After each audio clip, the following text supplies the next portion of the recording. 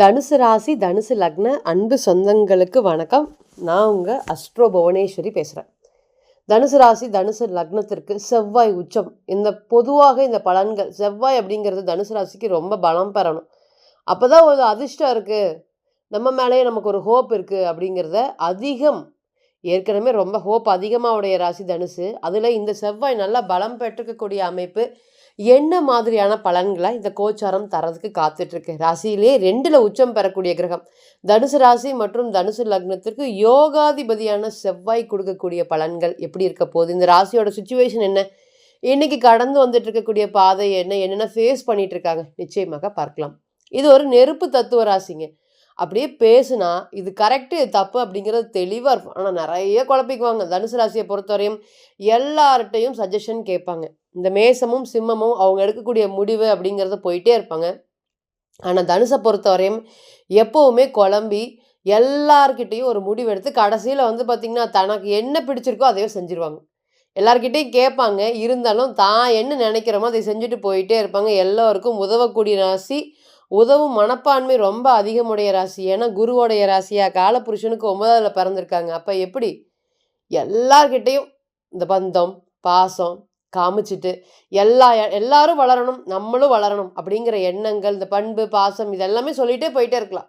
அந்த அளவுக்கு ஒரு பெயர் போன ராசியும் இந்த ராசி. இன்னைக்கு கெத்து அப்படின்னு சொல்லக்கூடிய ராசி. அடப்போங்க நாங்களா கெத்து, இன்னைக்கு நாங்கள் எவ்வளோ வருத்தமான ஒரு சூழ்நிலை இருக்கேன் அப்படின்னு நீங்கள் சொல்கிறது எனக்கு நிச்சயமாக புரியுது. தனுசு ராசியை பொறுத்தவரையும் பெரிய அளவுக்கு பிளானட்டரி கனெக்ஷன்ஸ் எல்லாமே பார்த்திங்கன்னா குரு தனக்கு என்னன்னு வக்ரமாயி ராசியை பார்க்குறாரு. கிடைக்கவே இல்லை அப்படின்னு கதறீங்க. எனக்கு எல்லா விஷயங்களும் சரி. ராசிநாதன் 7ஆம் இடத்துல இருக்கார்.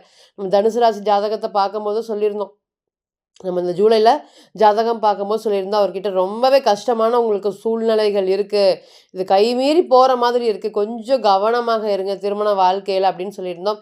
இன்றைக்கி இந்த குரு பார்த்திங்கன்னா அப்படியே லைட்டாக அந்த 8க்கு போயிட்டு திரும்பி இந்த மாதிரி 7க்கு வந்தார். அப்போ அவர் கிட்டத்தட்ட அந்த விளிம்பில், அந்த டைவர்ஸோடைய விளிம்பில் போயிட்டு திரும்பி வந்துட்டார். ஸோ ஒரு பிறந்த கால ஜாதகம் கிளியராக இண்டிகேட் பண்ணுச்சு. அப்போ தனுசு ராசி நம்ம சொல்லும் போது என்ன அப்படின்னு கேட்டிங்கன்னா, ஒரு விஷயம் கடைசி வரையும் காப்பாற்றுவாங்க. ஒரு ரகசியம் சொல்லிட்டிங்கன்னா இந்த காப்பாற்றுற மாதிரி இந்த ரகசியத்தை காப்பாற்றக்கூடிய ராசி. ரொம்ப ஃப்ரெண்ட்ஷிப் அதிகமாக இருக்கக்கூடிய ராசி. ஃப்ரெண்ட்ஷிப் லெவலுக்கு ரொம்ப முக்கியத்துவம் கொடுக்கக்கூடிய ராசி.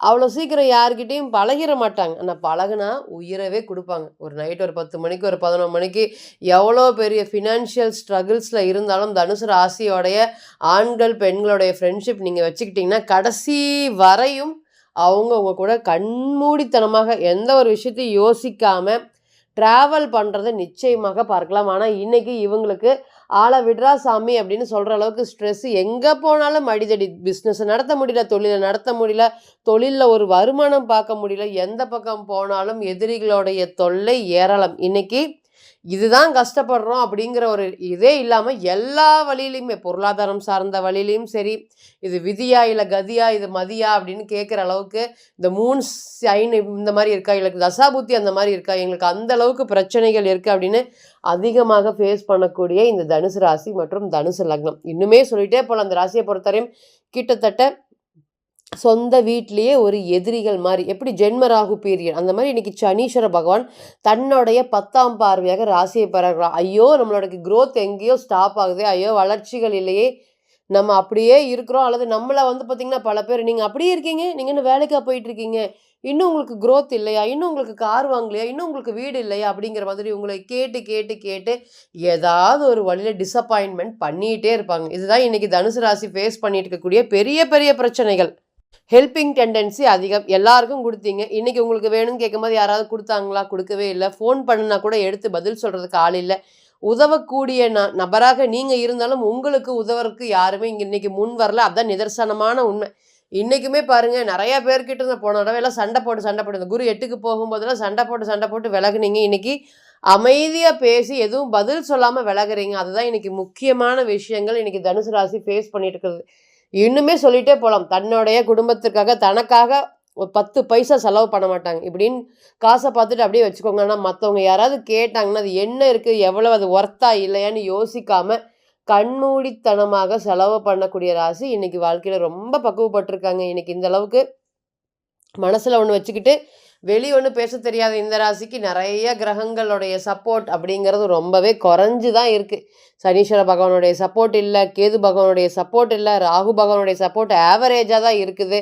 குருவோடைய சப்போர்ட்டும் ஆவரேஜாக இருக்குது. குரு எல்லாம் 8க்கு போயிட்டாருன்னு சொல்லவே தேவையில்லைங்க. இதனால் காப்பாற்றிட்டு இருந்த ஒரு கயிறு நம்ம விட்டு போனால் எப்படி இருக்கும், அந்த அளவுக்கு உண்டான பலன்கள் தான் இன்றைக்கி குரு இந்த 7ஆம் இடத்துல நின்று பார்க்கக்கூடிய பலன்கள். நிறைய இழப்புகள், இதுதான் இழப்புன்னு வெளியே சொல்லவே முடியாது. அந்த அளவுக்கு வந்து பார்த்திங்கன்னா நிறைய பொருளாதாரம் சார்ந்த பாதிப்புகள். இவங்கெல்லாம் திடீர்னு ஃபோன் பண்ணி எனக்கு இவ்வளோ பணம் தரணும், இவ்வளோ பணம் தரணும், திடீர்னு பிரச்சனைகள் எல்லாமே இந்த காலத்தில் வரதுக்கு நிறைய காத்துட்ருக்கு. இன்னுமே தனுசை பொறுத்தவரையும் பாருங்க, சனீஸ்வர பகவான் 10ஆம் பறவை எங்கேருந்து பிரச்சனை வருது, எதுலேருந்து பிரச்சனை வருதுன்னு தெரியாமையே இன்றைக்கி ஒரு தொழில் நடத்தினாலும் பாருங்கள், இந்த தனுசு ராசி ஒரு தொழில் நடத்தினாலும் அவ்வளோ சீக்கிரம் அதை விட்டுட்டு வெளியே வரவே மாட்டாங்க. இங்கே இருக்கக்கூடிய நட்சத்திரங்கள், கேதுவோட நட்சத்திரம் ரொம்ப ரொம்ப ரொம்ப ஹார்ட் ஒர்க்கிங்கான நட்சத்திரம். அது ஆணாக இருக்கட்டும் பெண்ணாக இருக்கட்டும், 0லேருந்து தங்களுடைய வாழ்க்கையை தொடங்கினவங்க அப்படிங்கிறத ஸ்ட்ராங்காக சொல்லலாம்.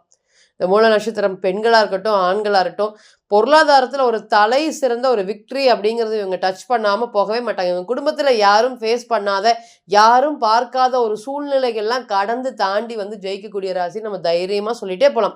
நட்சத்திரம் பாருங்கள், இங்கே இருக்கக்கூடிய சுக்கிர நட்சத்திரம் சரி, சூரிய நட்சத்திரம் சரி, எல்லாமே 7ஆம் அதிபதி 9ஆம் அதிபதியோட சம்மந்தப்பட்டக்கூடிய நட்சத்திரங்கள் தான். அப்போ பொருளாதாரத்தில் ஒரு தலை சிறந்த ஒரு யோகத்தை கொடுக்கறதுக்கு தான் தனுசு ராசியில் பிறந்த நீங்கள் இனி வரக்கூடிய வருங்காலம் அப்படிங்கிறது எப்படி இருக்கும் நிச்சயமாக பார்க்கலாம். ஃபஸ்ட்டு ராசிக்கு 2ல் செவ்வாய்.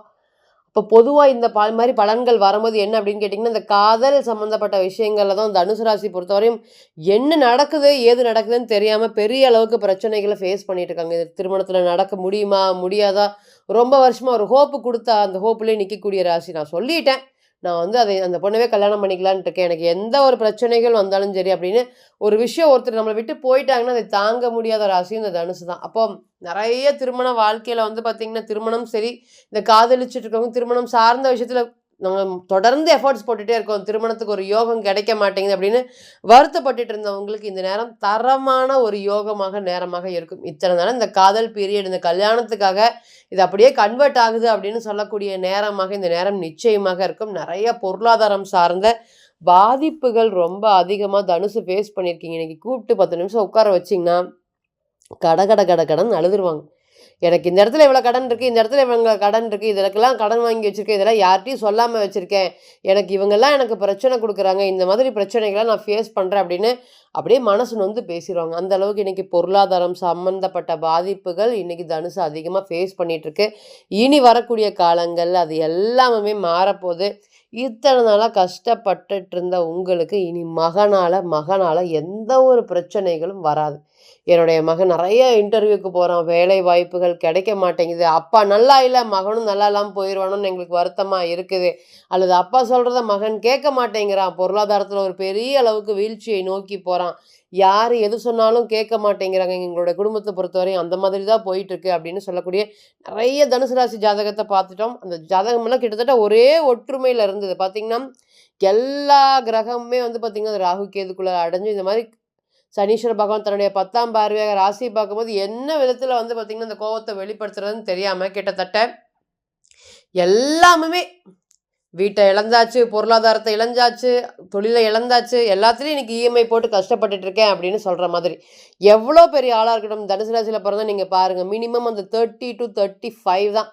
அதுக்கு மேலே ஆட்டோமேட்டிக்காக நீங்கள் என்ன கடவுள் பக்தி இருக்குன்னு சொன்னாலும் இல்லைன்னு சொன்னாலும் 35க்கு மேலே அப்படியே ஆன்மீகத்தில் ட்ராவல் பண்ணுறதை நிச்சயமாக பார்க்கலாம். நம்ம ஒரு ஜாதகத்தை பார்க்கும்போது சொல்லியிருந்தோம், உங்களுக்கு ரொம்பவே நல்லா பலமாக ஸ்ட்ராங்காக இருக்குது. இன்றைக்கி நீங்கள் கடவுள் அப்படிங்கிறத வந்து பார்த்திங்கன்னா உங்களுக்கு ரொம்ப கம்மியாக இருந்தாலும் ஒரு காலத்துக்கு மேலே இந்த டைம் பீரியடுக்கு மேலே நிச்சயமாக நீங்களுடைய கடவுளோடைய சரணாகதி அடைஞ்சிருவீங்க. இது நிதர்சனமான உண்மை. அப்படின்னா இன்றைக்கி கிட்டத்தட்ட அவர் வந்து பார்த்திங்கன்னா 24 ஹவர்ஸில் மேக்ஸிமம் 3 to 4 ஹவர்ஸ் டெய்லி கோயிலில் ஸ்பெண்ட் பண்ணுற அந்த மாதிரி ஒரு யோகமான ராசி. நீங்கள் எப்படி வேணாலும் சின்ன வயசில் இருக்கலாம், ஆனால் அந்த ஒரு மத்தியம வயது கிராஸ் பண்ணும்போது இந்த தனுசு ராசியில் பிறந்தவங்க இந்த பாலிட்டிக்ஸ்லேயும் சரி, ரெண்டாவது ஸ்பிரிச்சுவல்லையும் சரி அதிக ஈடுபாடு செலுத்தக்கூடிய ராசியாக கண்டிப்பாக இருக்கும். அதனால் ஒரு யோகம் அப்படின்னு சம்மந்தப்படக்கூடிய இந்த செவ்வாய் 2ல் பலம் பெறும்போது சொத்து யோகம், அதிகார சம்மந்தப்பட்ட பதவிகளுக்கு நம்ம போகணும் அப்படிங்கிற எண்ணங்கள் துடிக்கும். எல்லார் மத்தியிலும் நம்மளும் பொருளாதாரத்தில் ஒரு தலை சிறந்த விஷயங்களை கொண்டு வரணும். இந்த நேரம் பார்த்திங்கன்னா தொழில் அப்படிங்கிறது இஎம்ஐ கடனுக்காக ஒரு 10-20 பேருக்கு நான் சம்பளம் கொடுத்துட்டு இருந்தேன். இன்றைக்கி சம்பளம் என்னன்னே தெரியாத மாதிரி நான் இன்னொருத்தர்கிட்ட சம்பளம் வாங்கக்கூடிய ஒரு சூழ்நிலைகள் வந்துருச்சு. இது எல்லாமே மாறுமா? தொழில்ல ஒரு நல்ல ஒரு முன்னேற்றம் ஏற்படுமா? எஸ், நிச்சயமாக. இது எல்லாத்துக்குமே இந்த கோச்சார செவ்வாய் பதில் சொல்றதுக்கு நிச்சயமாக காத்துட்டு இருக்காரு அப்படிங்கிறத நீங்க மறந்துடக்கூடாது. இருந்தாலும் ஒரு பெரிய விஷயங்கள் என்ன அப்படின்னு கேட்டிங்கன்னா, ஒரு பிறந்த கால ஜாதகம் மட்டுமே தான் ஒரு 100% சொல்யூஷன்.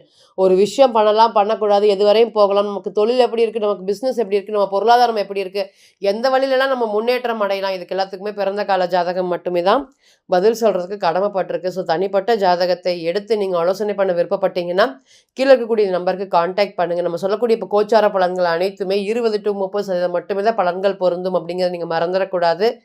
மீண்டும் ஒரு பதிவில் உங்களிடம் சந்திக்கும் வரை உங்களிடமிருந்து விடைபெறுவது உங்கள் அஸ்ட்ரோ புவனேஸ்வரி. நன்றி, வணக்கம்.